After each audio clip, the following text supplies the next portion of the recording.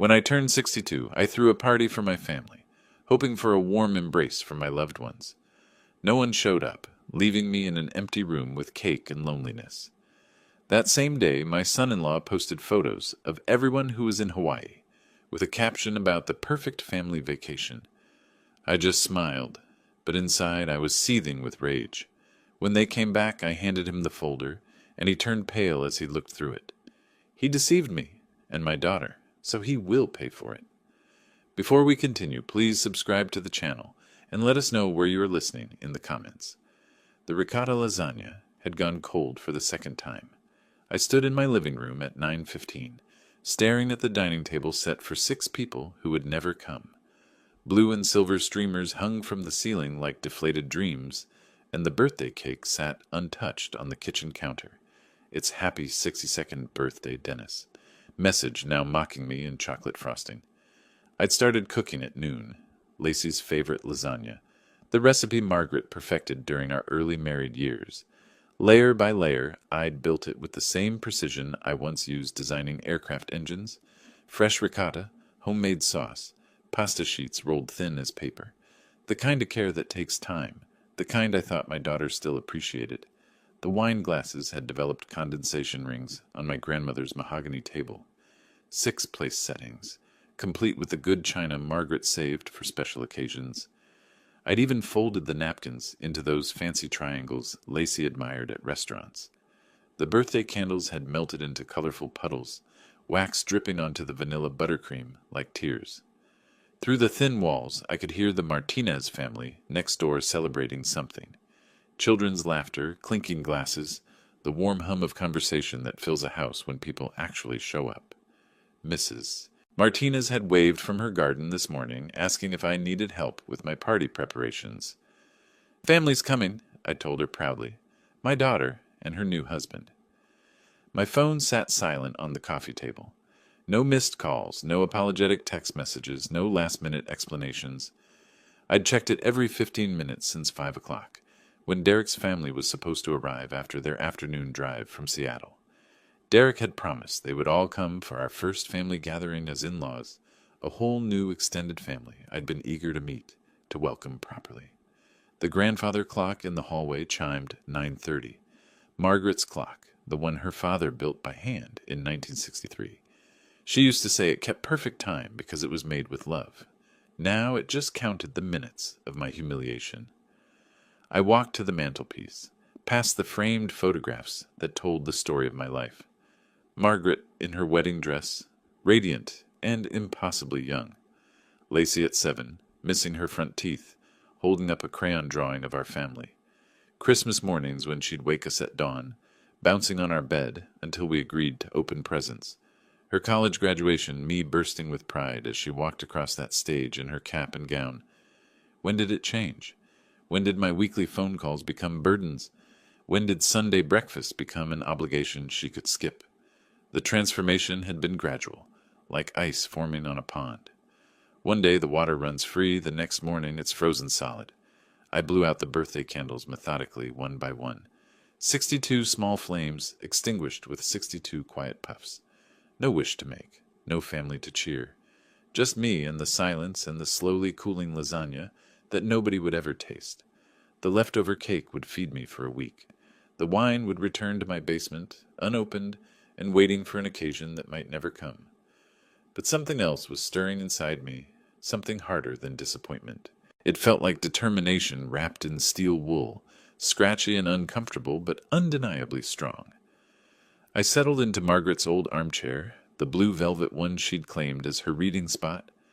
My phone felt heavier than usual as I picked it up, scrolling to Lacey's contact. Her smiling face looked back at me from the screen, a photo from last Christmas when she still hugged me goodbye. My thumb hovered over the call button. The phone rang 3 times before she answered. "Hi, Dad?" Her voice sounded different, distant, formal, like she was talking to a colleague rather than the man who taught her to ride a bicycle. "Lacey, sweetheart, I was just wondering." I know, Dad. I'm so sorry about tonight." The words came out rehearsed, mechanical. In the background I heard something that sounded suspiciously like Hawaiian music, soft and tropical. "There was an emergency at Derek's work, last-minute crisis. We completely forgot to check our calendars. I closed my eyes, trying to picture her face. Was she looking at Derek while she spoke?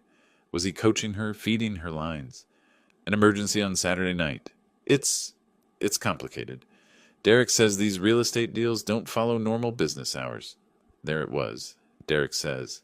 When did her sentences start beginning with those two words? We're actually dealing with a priority management situation that requires our immediate attention. Priority management situation.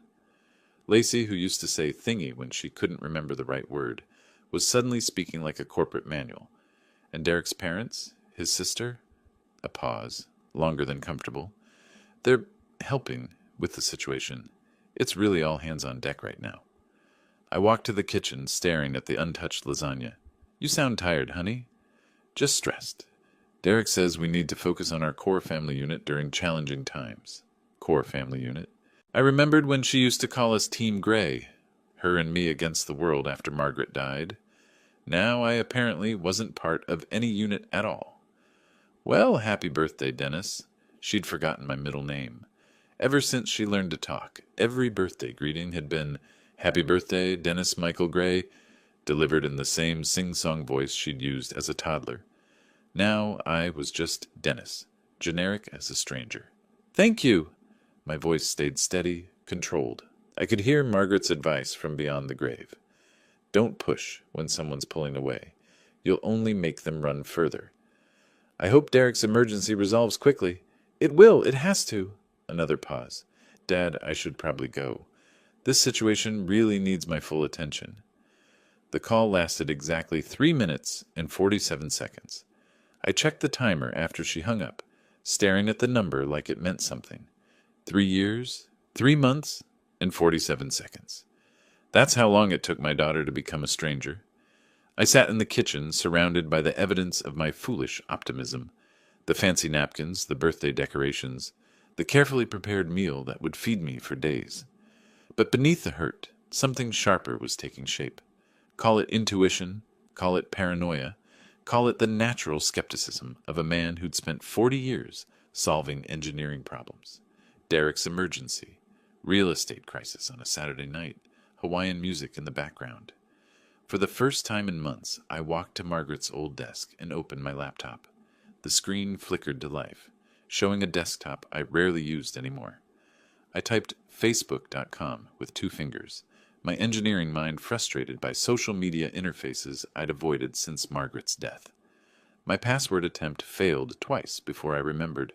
Margaret Love, 1962, the year we met. Facebook opened to a sparse feed I hadn't touched since people posted condolences after Margaret's funeral. But tonight, I had a specific mission. I typed Derek Stone into the search bar with the same methodical patience I'd once used to draft blueprints. His profile appeared first, that familiar smirk looking back at me from a professional headshot that probably cost more than my monthly grocery budget. His recent posts made my breath catch in my chest. Earlier today, while I was covering my untouched lasagna with aluminum foil, Derek had posted photos on Facebook, likely cross-posted from his Instagram. The location tag read, Grand Wailea Resort, Maui, Hawaii. The first photo showed him at sunset, designer swim shorts and a Mai Tai, golden light painting everything romantic and expensive. But it was the caption that made my hands start shaking. Having the most amazing family vacation, nothing beats quality time with the people who really matter. Blessed just families, Hawaii, I scrolled down. More photos loaded like evidence in a case I was building against my own family. Lacey in a red bikini I'd never seen, laughing at a poolside bar. Derek's parents in matching Hawaiian shirts, raising tropical drinks toward the camera. His sister doing yoga on a beach that looked like a postcard. 47 likes. Comments from friends saying, so jealous, and perfect family goals, and you guys deserve this. My engineering mind automatically calculated costs. 5 people, luxury resort, minimum 1 week, $8,000. Probably more with helicopter tours and couples massage, likely funded by maxing out Lacey's credit cards or borrowing from his parents' appointments that filled Derek's other recent posts. Meanwhile, he'd had Lacey lie about an emergency that prevented them from driving 20 minutes to my house for free homemade dinner. I scrolled back through Derek's timeline with the systematic thoroughness I'd once used to review technical specifications. Expensive restaurants every weekend. Designer clothes Lacey wore in photos but never mentioned buying. Ski trips to Aspen. Wine tastings in Napa Valley. A lifestyle funded by what, exactly? Derek's real estate commissions? The Instagram timestamps told the real story. They'd been in Hawaii for 3 days already. 3 days of lies while I planned my birthday celebration.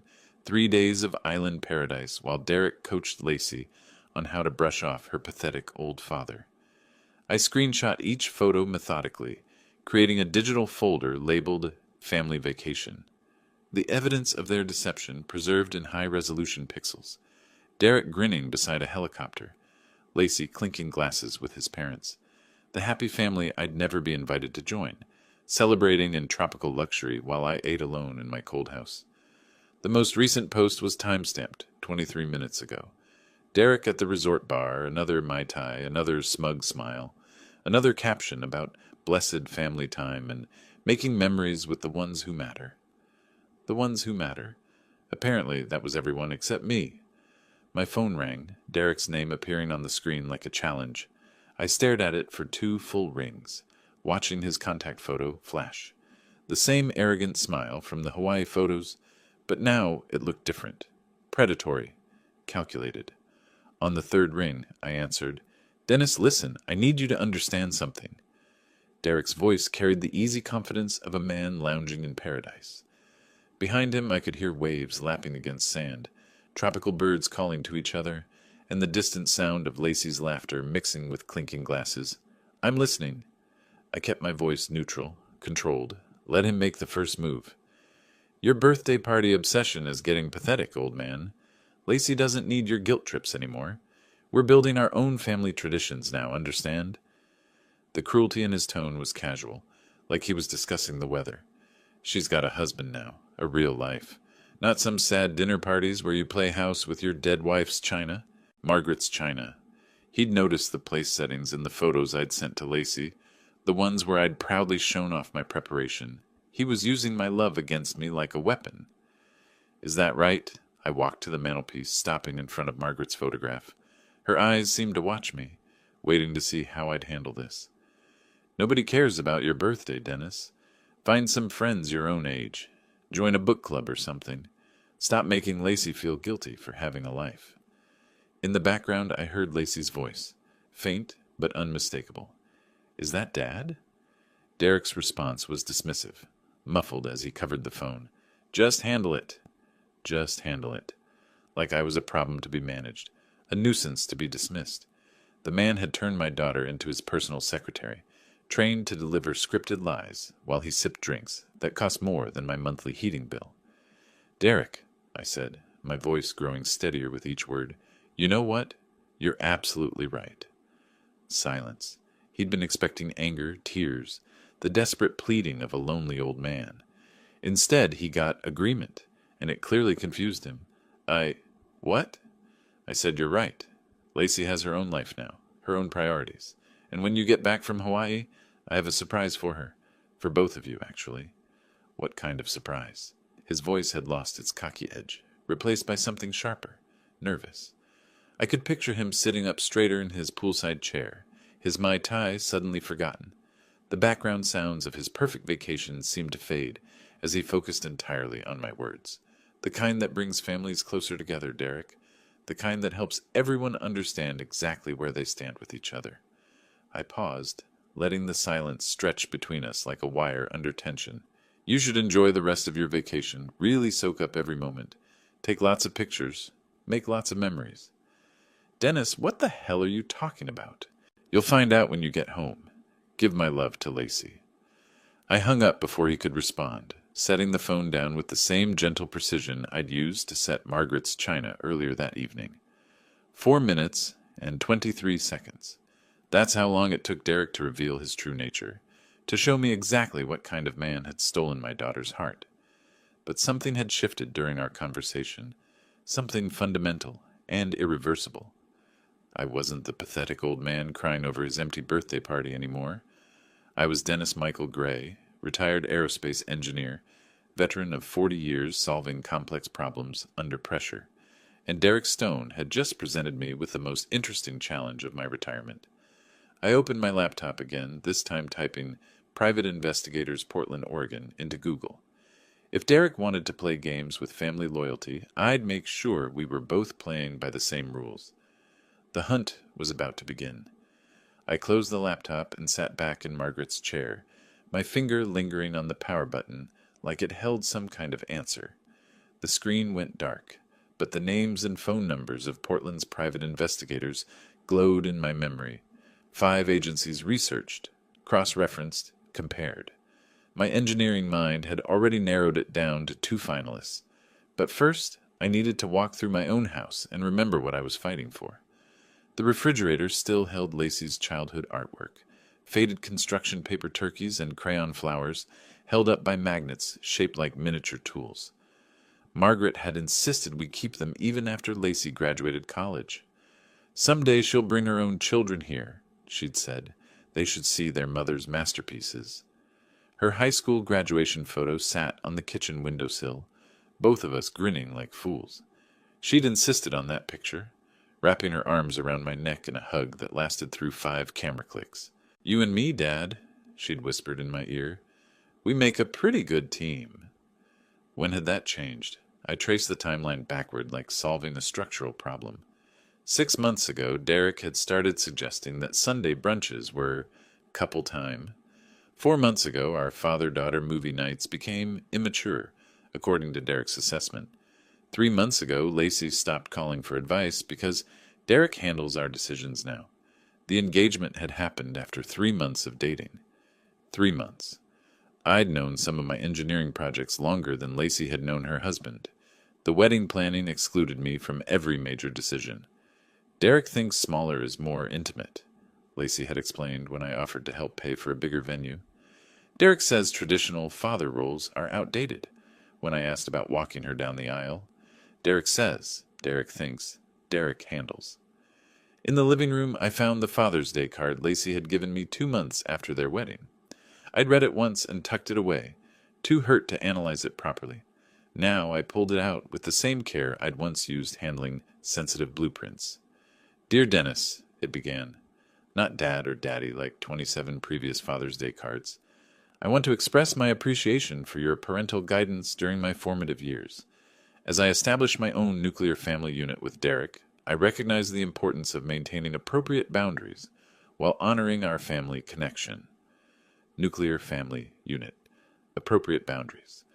Lacey, who used to write, "I love you more than ice cream and ponies combined," was suddenly composing corporate memos disguised as greeting cards.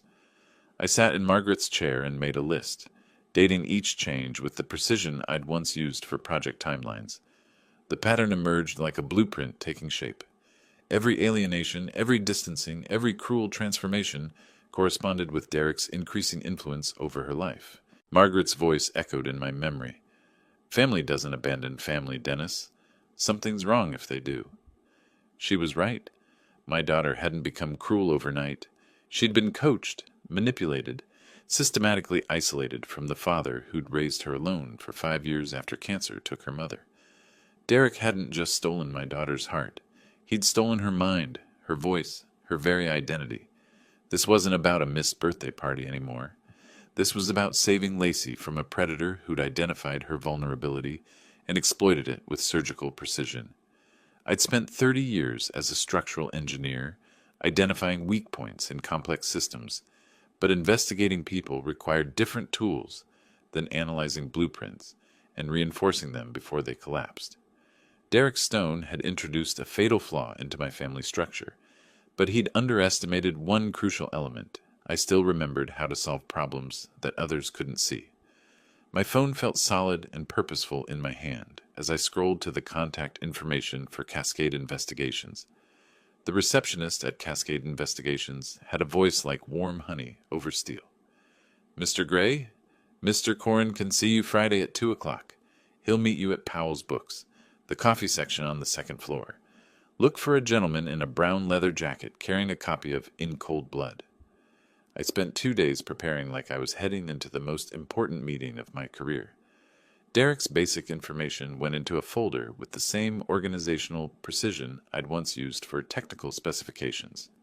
Derek Michael Stone, age 35, Pacific Northwest Realty Group, license plate 8DJ492, apartment address on Northwest 23rd Avenue that cost more than my monthly pension.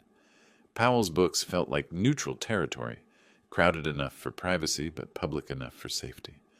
I found James Curran exactly where Sarah had promised, a man who looked like he'd stepped out of a detective novel. Mid-40s, steel gray hair, eyes that missed nothing. The brown leather jacket had seen better days, but his handshake was firm as a closing deal. "Mr. Gray, coffee?" He gestured toward the counter. On me, this conversation might take a while. We settled into a corner table surrounded by towering bookshelves. Karan opened a leather portfolio and pulled out a legal pad, his pen poised like a scalpel. "Tell me what's going on." I laid out the facts without emotion, the way I'd once presented engineering reports to skeptical clients. The birthday party, the Hawaiian deception, Lacey's personality transformation over 6 months of marriage, Derek's manipulative comments and controlling behavior. Karan took notes in shorthand, occasionally nodding. When I finished, he set down his pen and studied me with the intensity of a man used to separating truth from wishful thinking. "What specifically do you suspect, Mr. Gray?" "Financial manipulation, possibly infidelity, definitely psychological abuse." The words tasted bitter but necessary. My daughter has become a stranger to herself. "Are you prepared for what we might find? Sometimes the truth is worse than our worst fears." I thought about Margaret's china sitting untouched in my dining room, about Lacey's childhood drawings still clinging to my refrigerator. My daughter is in danger from a man she trusts completely. Whatever you find can't be worse than losing her forever. What's your end goal here? Revenge? Legal action? Or just information? I want my daughter back. If that requires exposing Derek Stone's true nature, then that's what we'll do. Corin flipped to a fresh page in his notepad. "Here's what I can offer.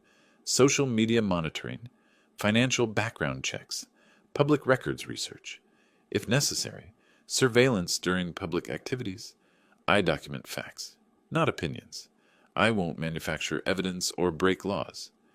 He quoted his rates with the directness of a man comfortable with his worth. $75 per hour for research, $125 for active surveillance, $200 retainer to begin. "I'll pay $2,000 up front," I said, pulling out an envelope of cash. Margaret's cruise money, saved for a trip we'd never take together. "How long will you need?" 10 to 14 days for a comprehensive background check. If your son-in-law is hiding something significant, I'll find it. Karan's pen scratched across a pre-printed contract. "I'll need his full name, workplace, license plate, any social media handles you're aware of." I handed him Derek's information typed on a single sheet of paper. Karan reviewed it with approval. "Thorough. You'd make a good investigator yourself." "I'm an engineer. We solve problems by understanding all the variables." "Then you understand that family problems are often the most complex systems to repair." Karan slid the signed contract across the table. "I'll be in touch within 48 hours with preliminary findings." We shook hands again, and I watched him disappear into the bookstore crowd, already focused on his next move. Outside, the afternoon sun felt different, charged with purpose rather than weighted by loneliness. I sat in my Honda Civic and pulled out my phone, checking Derek's most recent Instagram post. Still in Hawaii, still posting about blessed family time, while my investigation began 3,000 miles away. The return flight was scheduled for Saturday afternoon. In my calendar app, I created a new event. Truth arrives home. The Delta Airlines app showed flight 1247 on schedule. Saturday arrival at Portland International, 3:47 p.m. I set down my phone and looked at the navy blue suit hanging in my bedroom closet, pressed and ready like armor for an approaching battle. 6 days to prepare. 6 days to transform myself from the pathetic old man Derek had mocked into someone worthy of my daughter's respect. First stop, Charlie's Barbershop on Southeast Division, where I'd been getting my hair cut for 15 years. Charlie took one look at me and shook his head. "Dennis, you look like you've been living in a cave. When's the last time you had a proper trim?" 4 months ago, maybe 5. I settled into the familiar leather chair. I need to look like someone who has his life together, Charlie. Say no more. Charlie's scissors worked with surgical precision. Job interview, new lady friend. Family reunion. Close enough to the truth. The man in the mirror looked 10 years younger when Charlie finished. Sharp lines, confident angles, the kind of haircut that suggested competence rather than depression. I tipped him $20 instead of my usual 10. At the dry cleaner, Mrs. Kim examined my navy suit with professional disapproval.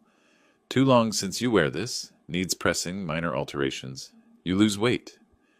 Can you have it ready by Friday? For you, Mr. Gray, of course. Your wife, she always bring your clothes here. Good woman, she would want you looking sharp. Margaret would have approved of my preparation strategy. She'd always said navy blue made my eyes look strong. That confidence started with how you presented yourself to the world. I bought a new tie at Nordstrom, silk with thin silver stripes that caught the light just right. Back home, I installed a doorbell camera system I'd been putting off since Margaret's death. The instructions took 2 hours to follow properly, but my engineering background made the wiring straightforward. Now I could see who approached my house before they knocked, control the interaction from the beginning. Derek's real estate company website revealed more than he probably intended. Pacific Northwest Realty Group looked professional enough, but the online reviews told a different story. Overpromises and underdelivers, pushy sales tactics, questionable ethics. I screenshot each complaint, building a file of Derek's professional reputation. Every morning I walked 3 miles through Laurelhurst Park, building stamina and burning off nervous energy. My body felt stronger than it had in months, driven by purpose rather than weighed down by grief. I ate proper meals instead of frozen dinners, slept 8 hours instead of lying awake missing Margaret. The psychology books I checked out from Multnomah County Library made for disturbing reading. Recognizing emotional manipulation, the psychology of financial abuse, love bombing, and isolation tactics. Derek's behavior matched the textbook patterns with frightening accuracy. I practiced conversations in my bedroom mirror, rehearsing calm, measured responses to Derek's inevitable attacks. Not angry confrontation, but surgical precision. A surgeon doesn't shout at cancer cells. He removes them with steady hands and sharp instruments. My bank account could handle additional detective expenses if necessary. My calendar was clear. My house was organized like a command center. Everything clean, purposeful, ready for whatever James Karan might discover. Thursday morning, I checked the Hawaiian Airlines website one final time. Derek and Lacey's return flight remained on schedule. No delays, no changes. In 62 hours, they would be back in Portland, and the next phase of my plan would begin. I stood in front of my bedroom mirror, practicing one final time. Hello, Derek. Welcome home. We need to talk. My reflection looked back with steady eyes and a confident jawline. Margaret would have been proud. My phone buzzed with a text notification. Package delivery scheduled for 2:15 p.m. today. Cascade Investigations. The evidence was arriving ahead of schedule. At exactly 2:15 p.m., a car door slammed in my driveway. Through the new doorbell camera, I watched James Karan walk up my front steps, carrying a manila envelope, thick enough to choke a horse. His expression carried the weight of difficult news. I opened the door before he could knock. Mr. Corin? Mr. Gray? He declined my invitation for coffee with a shake of his head. This isn't a social call. We need to talk. The envelope hit my dining table with the sound of Judgment Day. Karan had organized everything with colored tabs and section dividers, the kind of systematic approach that made my engineer's heart appreciate his thoroughness. Before we begin, Karan said, settling into the chair across from me, I want you to know that your instincts about Derek Stone were correct, but the reality is worse than you suspected.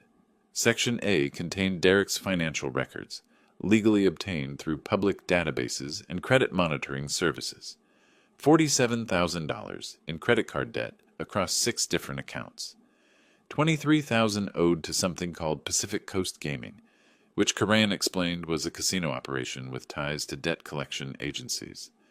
3 loan applications declined by major banks in the past 4 months. Your son-in-law is drowning, Karan explained, flipping through bank statements and credit reports. His real estate income is down 60% from last year. He's been juggling minimum payments, like a man trying to keep 12 plates spinning in the air. Section B revealed Derek's professional problems. Real estate license suspended twice for ethical violations. Currently on probation with the State Regulatory Board. Former clients had filed complaints about misrepresented properties and hidden commission structures. He's one violation away from losing his license permanently, Karan noted. That's probably why he rushed into marriage. He needed financial stability, fast. Section C made my hands clench into fists. Derek's dating history, recovered through social media archaeology, showed a pattern of targeting financially stable women. A previous engagement broken when his fiancé discovered his gambling problem. Text message records from his phone carrier showing communications with multiple women during his relationship with Lacey. But Section D contained the smoking gun that made everything else look like misdemeanors.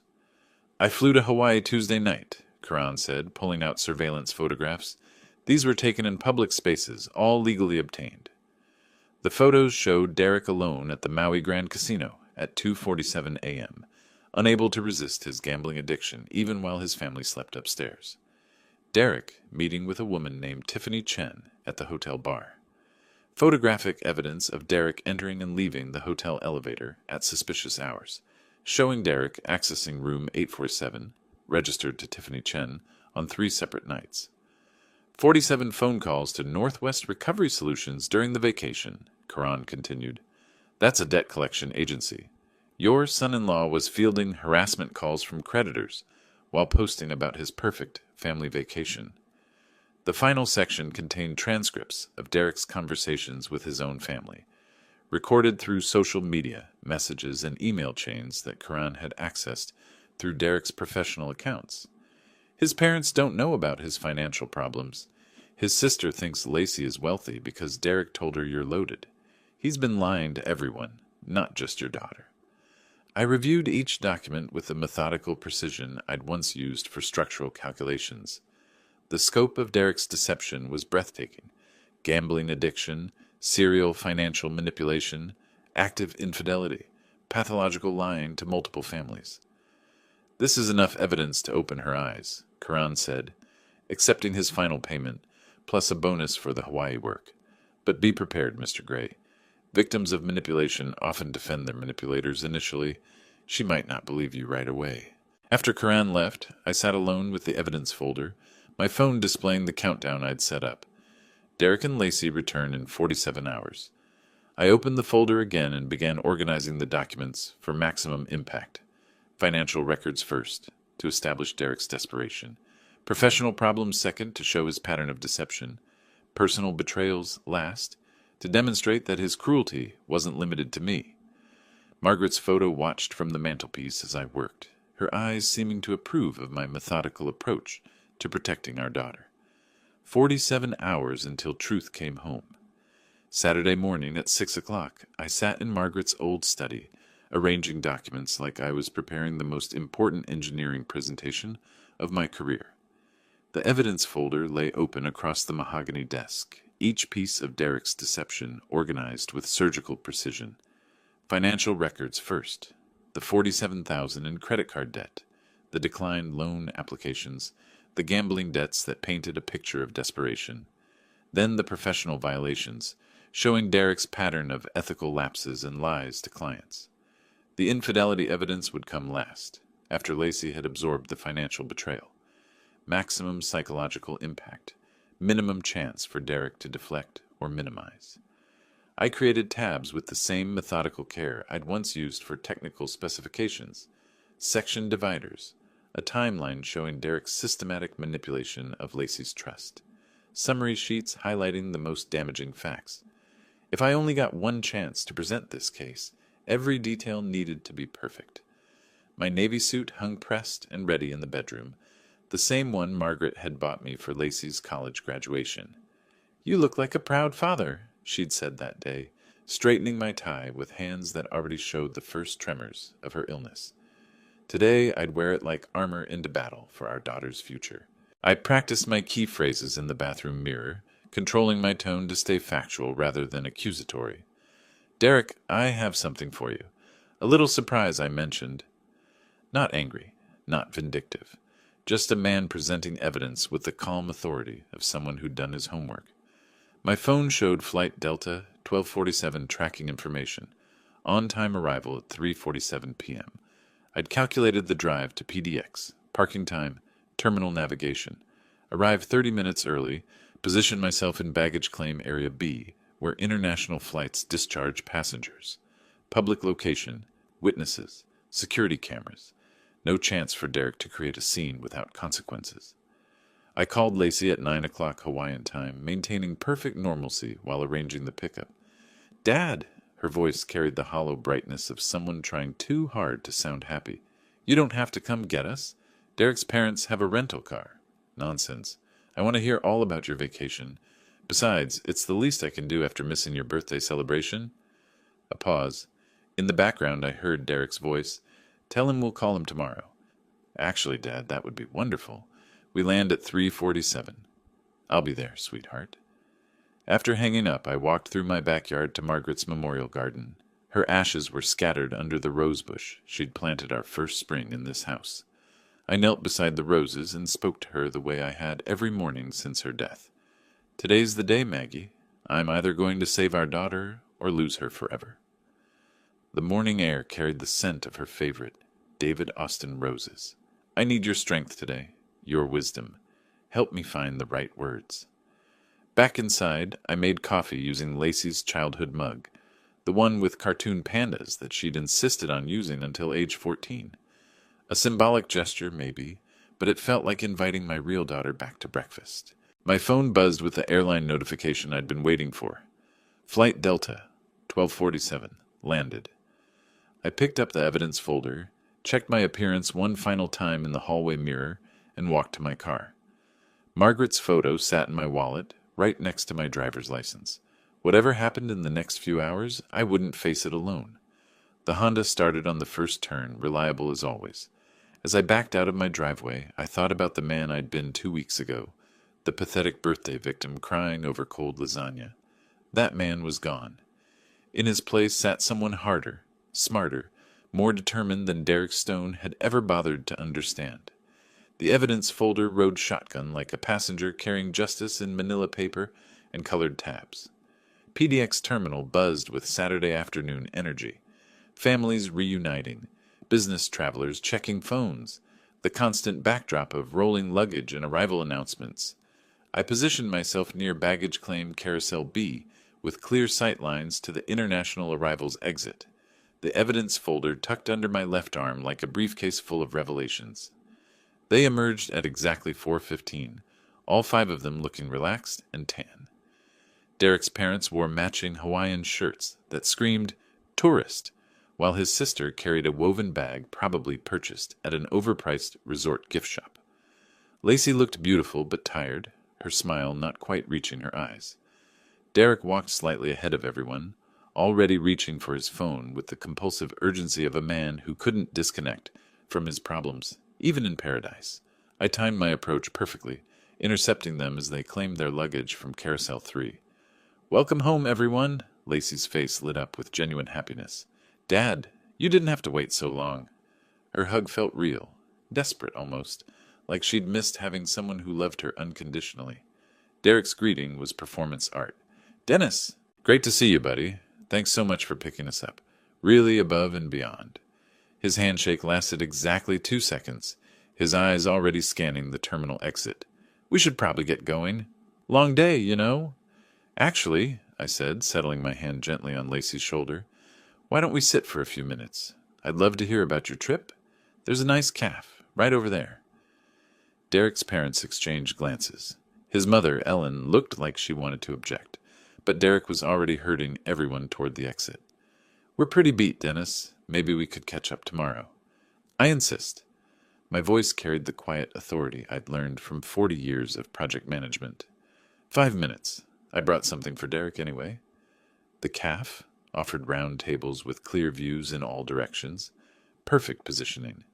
I chose seats that put Derek with his back to the main terminal, Lacey beside me where she could see everything, his family completing the circle like witnesses at a deposition. Derek immediately launched into vacation highlights, showing photos on his phone with the practiced enthusiasm of someone selling a fantasy. The helicopter tour was incredible. Cost a fortune, but totally worth it. And the resort spa, Lacey got the full treatment, didn't you, honey? I watched Lacey nod mechanically while Derek's mother mentioned, almost casually, Derek spent so much time on business calls. Even during family dinners, he must have very demanding clients. Late night work calls, too, Derek's sister added. We hardly saw him after 10 p.m. Always handling some urgent situation. Derek's jaw tightened almost imperceptibly. Real estate never sleeps, you know? Especially when you're building something substantial. Speaking of building something, I said, placing the manila folder on the table between us like a peace offering. Derek, I have that surprise I mentioned, the one that brings families closer together. I slid it across the smooth calf table. Don't worry about keeping it private. Lacey should probably see this too. Derek stared at the folder like it might explode. His laugh came out forced, artificial. Dennis, what's all this? You know I'm not big on paperwork. Oh, I think you'll find this very interesting. I kept my voice conversational, grandfatherly even. Go ahead, open it. His hands trembled slightly as he lifted the cover. I watched his face change color as he recognized the first document. A credit report with his name and $47,000 in red ink. The calf? Noise seemed to fade as Derek flipped through the financial records, each page making him visibly paler. His parents leaned closer, trying to understand what had stolen their son's confidence so completely. Ellen Stone was the first to speak. Derek, honey, what are all these numbers? That's when I delivered my prepared line with the calm precision of a surgeon making the first incision. I thought Derek might want to explain those Hawaii casino receipts to his wife, and perhaps introduce Lacey to Tiffany Chen. The silence that followed was profound. Derek's hand froze halfway through turning a page. His sister stopped mid-sip of her coffee. His parents looked between their son and the documents like they were watching a car accident in slow motion. Derek looked up from the folder, his face completely drained of color, his eyes wide with the recognition that his carefully constructed world was collapsing in real time. Derek, Lacey's voice was barely above a whisper as she reached for the folder, her hands shaking. What is this? What's in that folder? Lacey's fingers trembled as she took the folder from Derek's nerveless grip. Her voice came out in a broken whisper that cut through the ambient airport noise like a prayer offered to an empty sky. Derek, what are these photos? She turned the first page with the careful deliberation of someone afraid of what they might find. The financial documents hit her first. Bank statements, credit reports, loan rejections painted in red ink and overdue stamps. $50,000, her voice cracked on the number. Derek, we talked about being debt-free before we got married. You showed me your accounts? Derek's recovery attempt was immediate but clumsy. Lacey, sweetheart, those are investment opportunities. Strategic debt leverage. It's complicated, but gambling debts to Pacific Coast Gaming. Lacey's nursing training had taught her to read documents methodically, and she was applying that skill now. $23,000 to a casino collection agency. His parents recoiled as if the folder contained infectious disease. Ellen Stone pressed her hand to her mouth. Derek Michael, please tell me this isn't what it looks like. Derek tried to grab the folder back, but Lacey held it protectively against her chest. Those were research visits for my real estate clients. High-end properties near gaming establishments. It's complicated market analysis. At 3 a.m, I asked quietly, producing the casino surveillance photos James Curran had obtained, while your family was sleeping upstairs, thinking you had insomnia. Lacey flipped to the hotel photographs, and I watched her world shatter in real time. Images of Derek with Tiffany Chen at the resort bar, laughing intimately over tropical drinks. Hotel keycard records showing his access to room 847 on 3 separate nights. Who is she? Lacey's question came out as a breathless gasp. Derek, who is this woman you were with while I was sleeping in our room? Derek's desperation escalated into aggression. This is invasion of privacy. Your father hired some stalker to follow us on our honeymoon. Can't you see what he's doing? He's trying to destroy our marriage because he can't stand that you have a real family now. I reached into my wallet and placed James Curran's business card on the table next to the scattered evidence. Everything in that folder can be verified independently. Mr. Caron is a licensed private investigator with 20 years of law enforcement experience. Derek's mother was reading over Lacey's shoulder now, her face growing more horrified with each document. Derek, these casino receipts, you spent $1,100 in one night. Where did you get that money? And these phone records, Derek's father added, his voice thick with disappointment. 47 calls to a debt collection agency during our family vacation. Son, what have you done? Lacey found the financial analysis section, her nursing precision making her thorough, even in crisis. You used my credit cards, my savings account. Derek, we have $18,000 in debt I never knew about. Derek's final desperate play came with the artificial authority of a man used to manipulating vulnerable women. Lacey, you need to choose, right now, your husband or your father, because I won't be married to someone who lets her daddy interfere in our relationship. The ultimatum hung in the air like a challenge to everything Derek had been programming her to believe for 6 months. But something had shifted in Lacey's face, a recognition dawning like sunrise after the longest night of her life. She sat in stunned silence for several minutes, her mind processing information that contradicted months of Derek's manipulation. The wedding ring slid off her finger with ease. Weight loss from stress, I realized, and landed on the calf table next to the evidence of Derek's betrayal with a tiny metallic sound that seemed to echo through the terminal. 6 months, she said, her voice growing stronger with each word. 6 months of marriage, and this is who you really are. Not the gambling, not even the cheating. The lies, Derek. The way you made me doubt my own father's love. Derek lunged for her arm, but I stepped between them with the reflexes of a man who'd once served his country. That's enough. Your father is a bitter old man trying to destroy our happiness. Derek's voice carried across the calf, drawing stares from other travelers. Lacey, don't let him poison you against me. Airport security was already approaching, drawn by the raised voices in obvious distress. I raised my hand to show we had everything under control, while addressing the officers with calm authority. Family discussion, gentlemen. Just settling some travel arrangements. Derek's mother grabbed her son by the shoulders, her voice sharp with maternal disappointment. Derek Michael Stone, what have you done to this family? To this sweet girl? Your father and I raised you better than this. Lacey picked up her purse and turned toward me, her face streaked with tears, but her voice steady with newfound conviction. I need to go home now, Dad. To our real home. Derek's desperation finally broke through his calculated facade, as his accusations followed us toward the terminal exit, but they sounded hollow now, the desperate protests of a man watching his carefully constructed con fall apart in public. You'll regret this, Lacey. You'll come crawling back when you realize what you've thrown away. I kept my hand gently on Lacey's shoulder as we walked away, not looking back at the man who'd stolen 6 months of my daughter's life. The evidence folder remained scattered across the calf table Derek's parents and sister left to sort through the wreckage of the son and brother they'd thought they knew. Behind us, Derek's voice cracked with the sound of a man facing consequences for the first time in his adult life. The parking garage was silent except for the distant rumble of planes overhead and the quiet sound of my daughter crying. We sat in my Honda Civic, Lacey clutching the handkerchief Margaret had embroidered with tiny forget-me-nots, while I waited for her tears to find their words. I'm so sorry, Dad. Her voice came out broken, raw with 6 months of suppressed doubt. I'm so sorry I believed him about you. About us. The drive home took 45 minutes, but we talked for what felt like hours. Lacey shared how Derek had convinced her that my love was unhealthy attachment, that grown daughters needed to establish boundaries with controlling fathers, how he'd coached her to see my Sunday brunch invitations as manipulation rather than tradition, my birthday celebration as desperate attention-seeking instead of simple love. He made me write that Father's Day card, she confessed as we pulled into my driveway. Sat right next to me at our kitchen table, editing every sentence.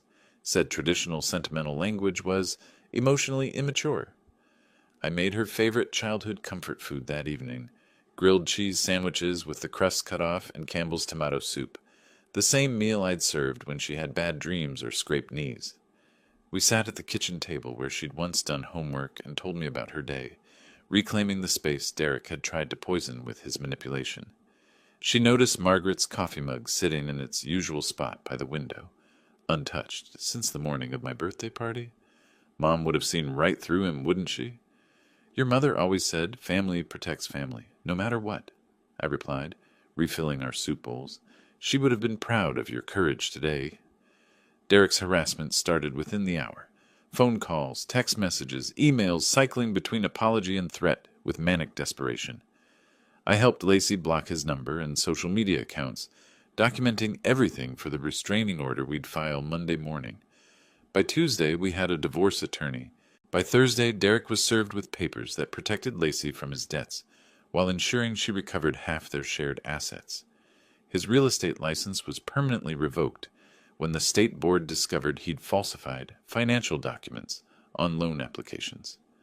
Lacey stayed in her childhood bedroom for 2 weeks, healing from the psychological damage of 6 months with a master manipulator. I took vacation time from my retirement to help her remember who she was before Derek tried to remake her in his image. The restraining order became necessary when Derek appeared at my house 3 times in 1 week, alternating between fury and desperate pleading. I calmly documented each violation while making it clear that Lacey was under my protection now. 7 months later, the divorce was final. Derek had lost his career, his credibility, and access to his victim. Court-ordered gambling addiction counseling was the price of avoiding criminal charges for financial fraud. His parents, horrified by their son's behavior, cut off the financial support that had enabled his lifestyle for years. Lacey bloomed like Margaret's roses in spring. She returned to full-time nursing, enrolled in a nurse practitioner program, and began dating Tom, a pediatric surgeon from her hospital, who treated her with the respect Derek never had. On my 63rd birthday, my house filled with laughter and genuine celebration. Lacey, Tom, 3 of her nursing school friends, the Martinez family from next door, and James Caron, who'd become an unexpected friend. Real joy, earned through surviving crisis together. As I blew out 63 candles, I caught sight of Margaret's photo, back on the mantelpiece beside a new picture from Lacey's nursing school graduation. Both of us grinning like we had when she was 7 years old, before Derek Stone ever existed in our lives. Lacey squeezed my hand as the last candle flickered out. What did you wish for, Dad? I looked around the room at the family we'd rebuilt from Derek's ashes, at the daughter who'd found her way back to herself, at the future stretching ahead of us like an uncharted blueprint waiting to be drawn. I wished your mother could see how strong and beautiful you've become, I said, but mostly I realized I don't need to wish for anything. We have everything we need right here. Margaret would have been so proud of the woman our daughter became, and the man I'd found the courage to be when it mattered most. If you like this story, please like this video, subscribe to the channel, and share your impressions of this story in the comments. To listen to the next story, click on the box on the left. Thank you for watching. Thank you for watching. Thank you for watching. Thank you for watching. Thank you for watching. Thank you for watching.